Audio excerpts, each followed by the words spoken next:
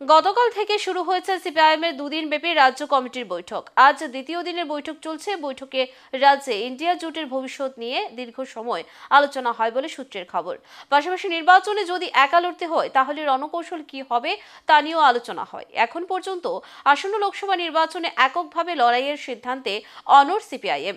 এ লক্ষ্যেই রাজ্যের দুটি লোকসভা আসনে প্রার্থী নির্বাচন সম্পন্ন করা হয়েছে। পশ্চিম ও পূর্ব ত্রিপুরা লোকসভা আসনে দফায় যুবাদের প্রাধান্য দিচ্ছে সিপিআইএম, যাতে পরবর্তী পর্যায়ে রাজ্যে ঘুরে দাঁড়াতে পারে সিপিআইএম। কারণ রাজ্যে 2018-2023 সালে বিধানসভা ও 2019 সালে লোকসভা ভোটে সিপিআইএম এর ভরাডুবি হয়, কিন্তু এরপর দলের বিভিন্ন শীর্ষ পদে বুড়োদের বসিয়ে রাখা হয়। ফলে দলের যুব সম্প্রদায় একের পর এক দল ত্যাগ করছে।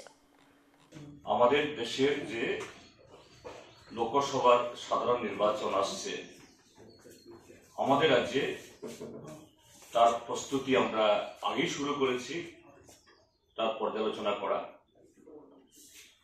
তৃতীয়ত, দেশ এবং রাজ্যের সামাজিক অর্থনৈতিক প্রেক্ষিতে সারা দেশের সাথে আমাদের রাজ্যেও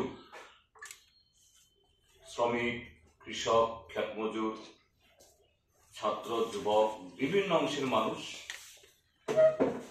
তারা কতগুলো তাদের ন্যায্য দাবি দাওয়ার উপর ভিত্তি করে লড়াই সংগ্রাম কর্মসূচি ঘোষণা দিয়েছেন। সে সম্পর্কে আমাদের পার্টির অবস্থান কি হবে, এই কতগুলো খুব গুরুত্বপূর্ণ